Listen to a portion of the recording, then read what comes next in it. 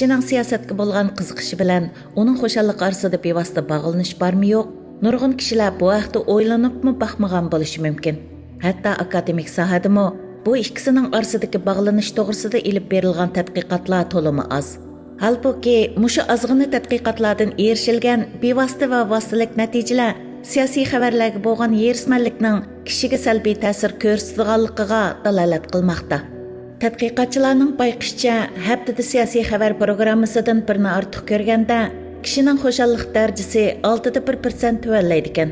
Ular bundaq bo'lishidagi sababni bu xil programmalarda salbiy voqealar asosiy salmoqni egallaydigan bo'lg'achqa, tomoshabinlar bu xil salbiy xabarlarga qarta qo'lidan hech ish kelmaydiganligini o'ylab bearam bo'ladi deb yakunlashgan.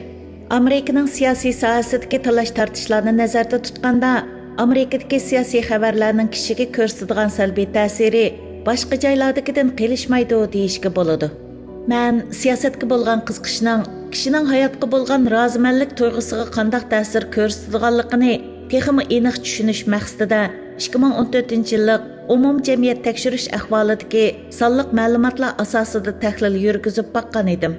Men oila kirimi, ma'rif saviyasi, yosh qurami, jinsi, irqi, nikoh ahvoli va siyosiy nuqtai nazari qatorliq jihatlarda o'xshash saviyada bo'lgan tadqiqot obyektlarini tanlab tahlil qilgandan keyin siyosatga bahli qiziqadigan kishilarning turmushda ancha xo'shal emas bo'lish ehtimolligining siyosatga ancha baq qiziqmaydigan kishilarga qaraganda 8% yuqori bo'ladiganligini bayqadim. Bu yerda gollandiyalik tadqiqotchilar o'tirg'a qo'ygan salbiylik va bequvonlik omillarining ta'siri bor bo'lishi mumkin bo'lsa-mu, ammo texmi muhim omillarning mavjudligiga ko'z yumishqa bo'lmaydi. Menchi bugungi siyosiy tarafbozlik, taratqularning qutuplashishi va oyga chiqmas siyosiy bas-munozirlar bevosita holda kishilarni baxtning ximiturchidan, ya'ni muhabbatdan mahrum qilmoqda. Oldi bilan bizning kunsir kuchayotgan siyosiy yerismanligimiz ijtimoiyat tadqiqotchilari aytgan siyosiy xususiyatdoshlikni kuchaytiryotdi. Boshqacharoq qilib aytganda, kishilar hozir siyosiy mavqelardagi o'xshashlik yoki farqqa asosan do'st yoki dushman bo'lishyotdi. To'rda jo'ra tepishga aloqador materiallarni tadqiq qilgan tadqiqotchilarning ko'rsatishicha, kishilar hozir jo'ra tanlaganda qarshi tarafning ma'rif saviyasiga qanchalik ahamiyat bersa, uning siyosiy mavqesiga shunchalik e'tibor berdi ekan. Mo'ljallanishicha, bu kishilarning birovning kimga bilat tashlashi, uning xarakteri va axloqining namoyandasidir degan qarashga borgan sari ishonishga boshlaganligining alomati ekan. Balkim yoshlarda bu xil ziyoda siyosatparast xohishining shakllanib qolishida hozirgi ota-onalarning xeyli cho'ng ta'siri bo'lishi mumkin. Masalan, 30 yil ilgari men to'y qilmoqchi bo'lganda, ota-onam mendan bo'lg'usi ayolimning siyosiy mavqesini so'rabmi qo'ymagan edi. Darvaqa ilgari Amerikadagi ko'p sondagi ota-onalar bu nuqtaga ancha parvo qilib ketmaydi.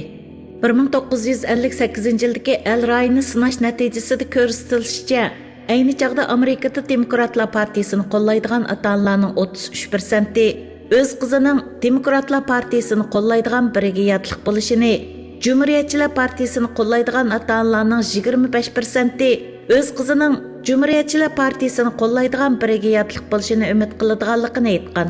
Lekin yangi sonliq ma'lumotlar buningdan xeyli farqli bo'lib, 2016-yildagi El Rayni sinash natijasida ko'rsatilishicha, Demokratlar partiyasini qo'llaydigan ota-onalarning 60% o'z qizining Demokratlar partiyasini qo'llaydigan biriga yotliq bo'lishini umid qiladiganligini aytgan bo'lsa, Cumhuriyetçiler partiyasini qo'llaydigan ota-onalarning orasida bu xil tarafbozlik nisbati 63% bo'lgan.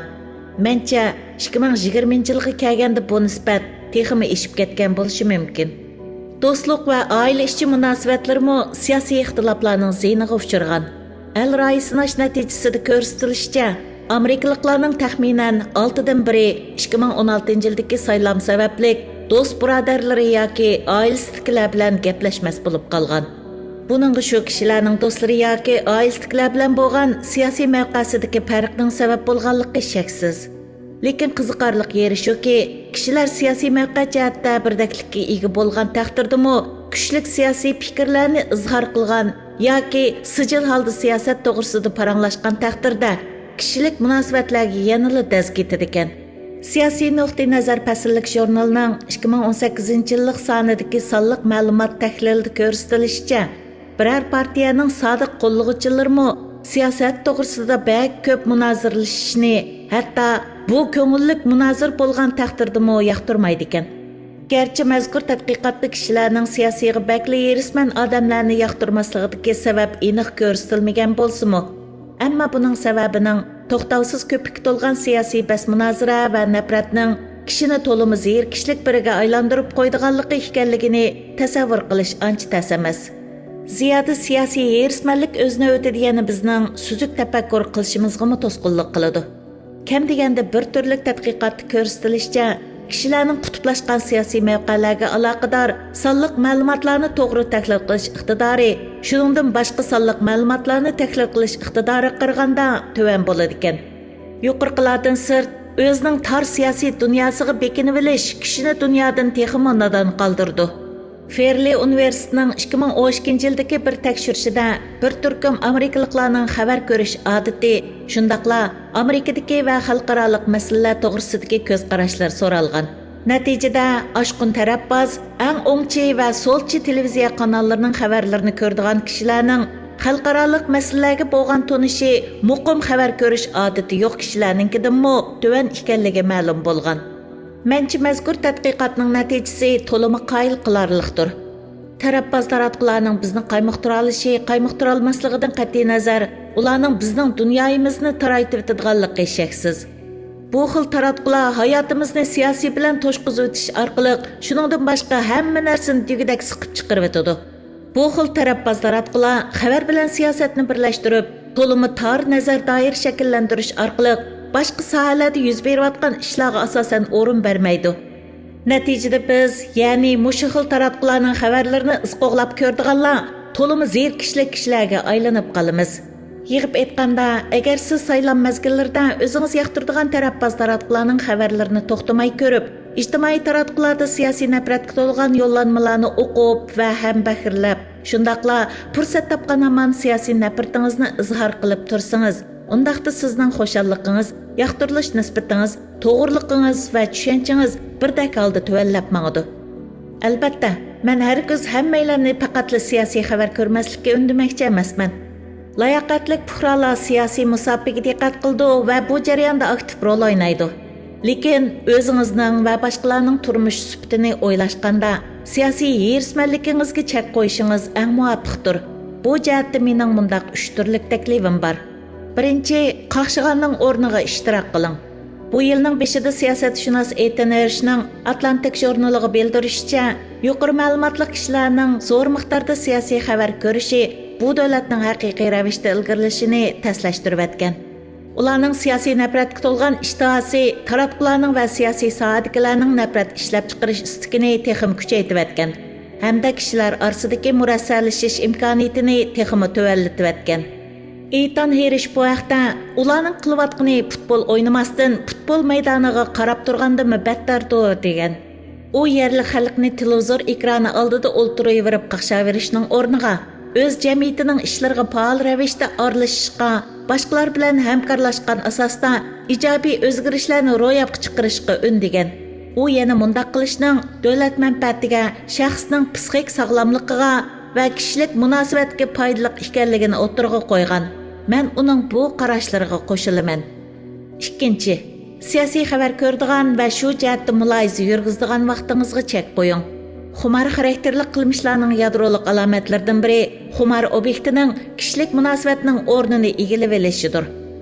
O'zingizning bu jihatda chekdan oshirib o'tmaganligingizni bilishning bir chorasi o'z-o'zingizga bu ish mening kishilik munosabatlarimga nisbatan to'liqlash rolini o'ynayaptamdi yoki uning o'rnini egallab olyaptamdi deb so'rashdir. Bu savol siyosat nuqtasidan so'ralganda samimiy javob bu mening kishilik munosabatlarimning o'rnini egallab oldi bo'lishi mumkin. Buning chorasi siyosiy xabarlarni ko'rish, shundaqla siyosat to'g'risida gap qilish salmoqingizga chek qo'yishingizdir. Mening bu vaqtdagi tavsiyam shuki, agar siz kasbiy taratqu xodimi bo'lmasangizlar, har kuni xabar ko'radigan vaqtingiz eng ko'p bo'lgandimi 30 minutdan eshib ketmasligi kerak. Agar siyosiy xabar ko'rish vaqtingiz uningdan eshib ketsa, texmo ilmdor bo'lib ketmayli qolmasdan kayfiyatingiz buzilishi va siyosiy xabar xumarchilaridan bo'lib qolishingiz mumkin. Buningdan sırt, siyasetdan xali sorunlarning ko'pinchasida siyosiy muloyizalardan saqlanishga bel bog'lang. Dastlabda bunday qilish to'liq qiyin bo'lishi mumkin. Ammo shuningga o'tdi qila olmaymanki, shunday qilishni davomlashtira olsangiz, cho'qim yeniklab qolsiz. Bo'libmi hamma yerni siyosat qoplagan saylan mezgillarda texmi shundoq. 3. Bo'libmi o'zingiz bilan bir mavqedagi oshqon, tarafbaz taratqulardan yiroq turing. 2017-yili The Onion Tori Sening Ras, You Are Right nomli iqlim masalalarini tema qilgan hajviy suhbat programmasini ta'sis qilgan bo'lib, mazkur programmada riyosatchi tomoshabinlarning mavqesiga uyg'un ko'z qarashlarni bayon qilish orqali ularga o'z ko'z qarashlarining to'g'riliqini, shu qarashlarga qarshi fikrdagilarning bo'lsa, hamoqat va nachar kishilar ekanligini talqin qiladi. Gerçi bu programma bema'nidak tuyulsa-mu, ammo u kishilarning nima uchun tarafbaz taratqularga ching yepishib qoldiganligining haqiqiy sababini ko'rsatib bergan. Ya'ni atalmış mutaxassislar va dangdar kishilarning insonlarning mavjud ko'z qarashlarini quvvatlab, insonlar yomon ko'rgan qarashlarni ayblab berishi insonlarga rozimanlik tuyg'usi ato qiladi. Lekin bunday qilish kishilik munosabatlarni ziyonga uchirtadi va sizni texmo bilimsizlashtirib etadi. Siz tarafbaz taratqulardan bir mezgil qo'l uzalasangiz, ondan uning qanchalik zehningizni xo'ratganligini tunib yetalaysiz va bo'lakchil rahatlanib qolasiz.